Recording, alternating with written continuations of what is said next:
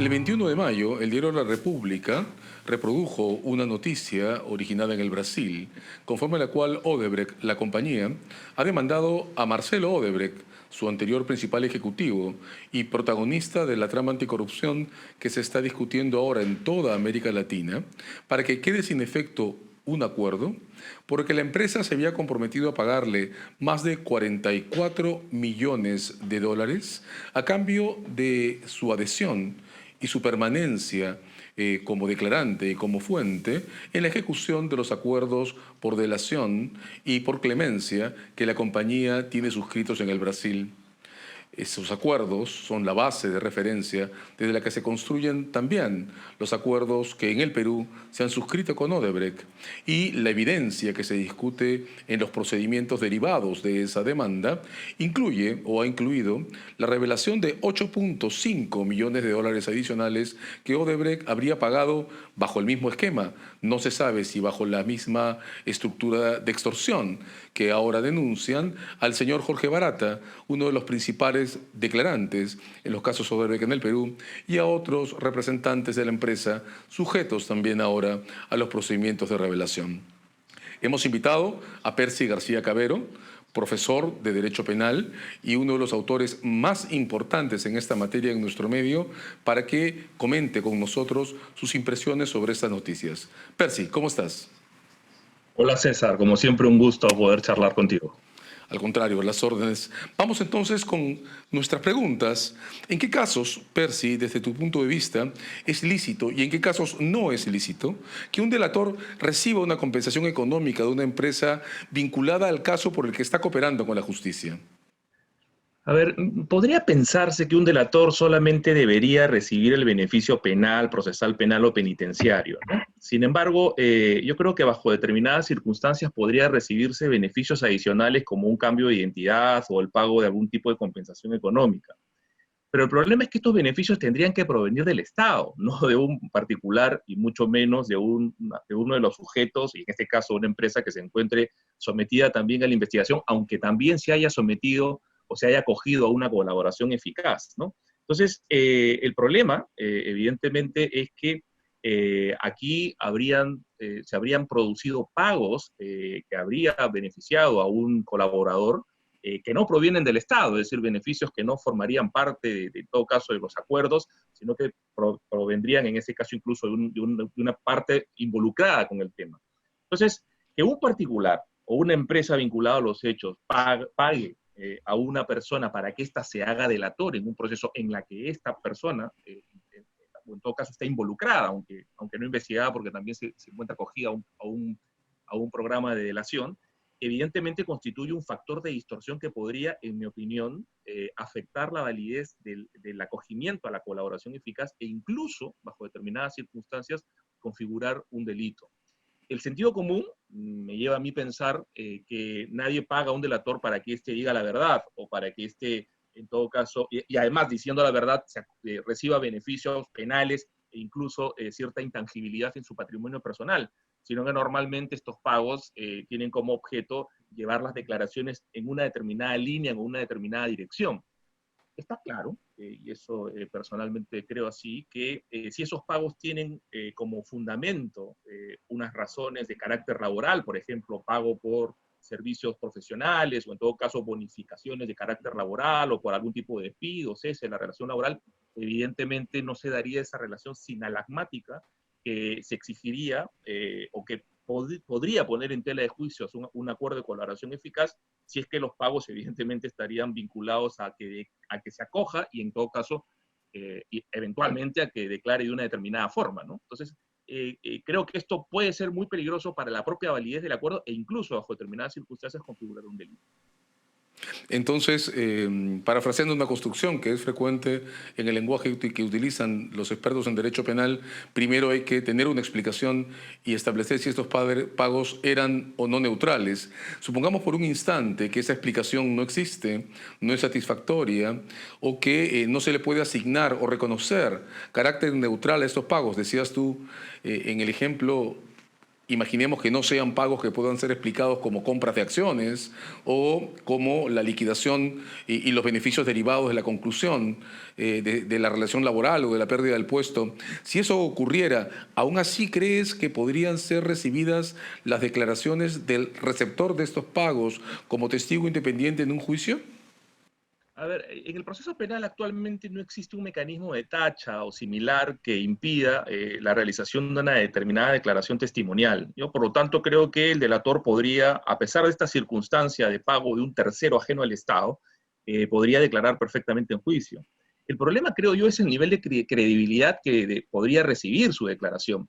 Yo coincido completamente contigo, porque he leído algunos comentarios tuyos, en que nunca hay que llevar al colaborador a declarar a juicio. Es decir, el colaborador eficaz es una persona que te da información a partir de la cual el fiscal recaba la prueba que va a utilizar en juicio. Y esa prueba evidentemente no va a tener consigo, o no va a estar contaminada con la sospecha del premio, ¿no? Es decir, acuérdense ustedes, y tú muy bien lo sabes porque eres un especialista en derecho procesal penal, que a la declaración de un colaborador eficaz se le conoce con el término de prueba sospechosa. Es decir, ya en sí mismo, por el solo premio penal que existe, ya es una prueba sospechosa, con lo cual su capacidad probatoria está de alguna forma mermada, y por lo tanto lo que tendría que hacer el fiscal es encontrar otro tipo de medios, de medios probatorios, a partir evidentemente de esta fuente de prueba importante que sería el delator, para eso, efectivamente esas pruebas llevarlas a juicio. Ahora, si esto ya es así, o sea, si ya es sospechosa la prueba de un delator o de un colaborador por el solo hecho de recibir beneficios penales, imagínate si además de eso le sumamos evidentemente el pago de grandes cantidades de dinero por parte de una empresa que se encuentra de una u otra forma interesada también en esa colaboración. Eso creo yo que prácticamente le quita toda credibilidad a la declaración que podría dar un colaborador eficaz en un eventual juicio. Comprendido. Ahora, claro, siempre en el marco de establecer primero si estos pagos tienen una explicación que los haga neutrales, sea por liquidación del puesto o por compra de acciones, o no la tienen. Vamos a seguir explorando qué ocurriría si no la tienen. Imaginemos que no se trate de pagos neutrales. Imaginemos que Odebrecht, la compañía, puede probar su caso en punto que ha sido virtualmente extorsionada por su principal ejecutivo. La puesta en cuestión de la credibilidad de ese testimonio afectaría también a la evidencia independiente, documentos, registros contables o otras cosas, registros digitales que puedan haberse descubierto a partir de las declaraciones de Marcelo Odebrecht, por lo menos, y de Jorge Barata quizás. A ver, yo partiría haciendo un análisis bajo la hipótesis, evidentemente descartada, de que se traten de pagos neutrales por otras razones que no tengan una relación sinalagmática con lo que es el acogimiento a la colaboración eficaz. En este caso podríamos incluso hablar de la comisión de un delito, ¿no? El artículo 409 del Código Penal castiga como supuesto de obstrucción a la justicia los casos en los que se hace declarar a un testigo bajo soborno. Evidentemente se requiere la falsedad de la declaración. Y fíjese, fíjate que en el caso del proceso penal contra los abogados de Fuerza Popular, el propio Ministerio Público ha planteado la tesis de que este tipo de penal es aplicable a los testigos impropios, no solamente a los testigos propios. Eh, entonces, podríamos claramente en esos casos, si se llega a determinar que estos pagos estuvieron motivados para llevar a acogerse a una colaboración eficaz y declarar de una determinada manera, faltando a la verdad de manera completa o de manera parcial, porque bien, mucha validez tiene ese dicho de que una media verdad es una mentira, ¿no? Evidentemente podría estar configurándose la comisión de un delito de obstrucción a la justicia. Y aun cuando las declaraciones se hayan podido llevar en el Brasil, el principio real o de protección, que está recogido dentro de las reglas de aplicación espacial de la ley penal, perfectamente podrían llevar a discutir este tema incluso en sedes penales. Entonces, podríamos hablar incluso de la comisión de un hecho delictivo. ¿Qué efecto, y ahí creo que va tu pregunta, procesal podría tener en caso que este hecho pueda efectivamente configurar de manera completa o por lo menos objetivamente típica la comisión de un delito, o sea, y por lo tanto ser un ilícito? Yo creo que muchos podrían pensar que esto sería muy similar o podría aplicarse de manera analógica la teoría que se utiliza en la prueba ilícita del fruto del árbol envenenado, ¿no? Y que por lo tanto toda aquella prueba que ha, digamos, provenido de alguna forma la primera declaración de colaboración eficaz estaría contaminado también con esa ilicitud y por lo tanto no podría ser admitida. Mira, ya de por sí la prueba de la teoría del árbol envenenado tiene muchas excepciones, no pocas, sino muchas excepciones.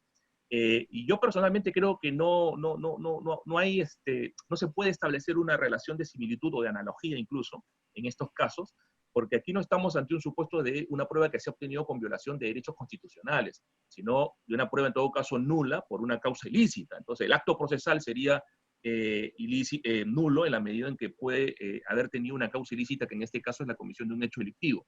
Ahora, la pregunta que tendríamos que hacernos, ¿esto invalidaría las otras pruebas? Y yo creo que aquí, de alguna forma, la respuesta la da el propio Código Procesal Penal, porque en las normas que regulan el proceso especial de colaboración eficaz, específicamente en el artículo 481, se establece explícitamente que cuando se deniega la colaboración eficaz, esto no le resta ningún tipo de virtualidad probatoria a las declaraciones, a los documentos o a las pericias incluso que se hayan practicado en el marco de este proceso especial.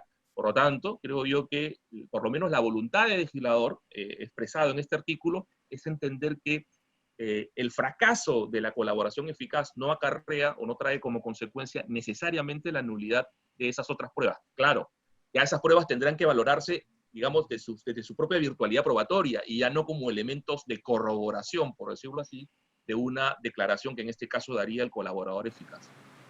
Permíteme hacer el pequeño excurso. Mencionaste el caso de abogados de Fuerza Popular, que es un caso que sin duda conoces muy directamente. Hay que decir en una suerte de disclaimer porque has intervenido en alguna de esas diligencias. Pero vamos a un último punto. Mencionaste también que eventualmente un hallazgo de esta intensidad, si se cumplieran todos estos elementos adicionales, si se confirmara, como Odebrecht parece haber sostenido en esa demanda, que esas declaraciones han sido básicamente extorsivas y que podrían haber sido o podrían ser incluso valoradas delictivamente, ¿en qué casos o bajo qué criterios, en qué condiciones podría, desde tu punto de vista, quedar en cuestión la validez del acuerdo de colaboración eficaz?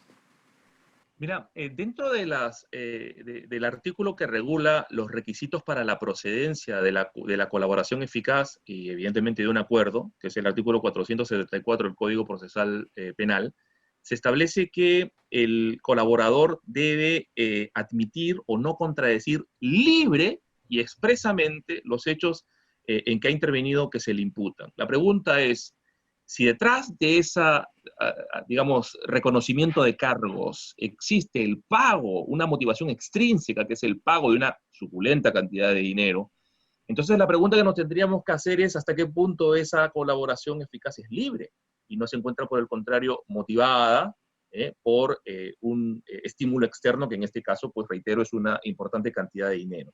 Yo creo que podríamos perfectamente decir que en este caso ya la admisión de los cargos no ha sido libre, ¿no? Y esto significaría que faltaría uno de los requisitos importantes para la procedencia, un acuerdo de colaboración eficaz, y esto podría traer como consecuencia el hecho de que se declare la invalidez, ¿no? de la colaboración eficaz y evidentemente como consecuencia de ello de los acuerdos que pueda haber suscrito el Ministerio Público. Muy claro tu punto de vista, Percy. Un asunto, sin duda alguna, fuerte conceptualmente, duro en sus consecuencias institucionales y que merece un debate completamente abierto que tendremos que afrontar como comunidad legal a partir de ahora. Ha sido César Azabache entrevistando a Percy García Cabero en esta entrega relacionada con los hallazgos vinculados a pagos hechos en el Brasil, a Marcelo Odebrecht, a Jorge Barata y a otros representantes o ex representantes de la compañía. Muchas gracias y muy buen día.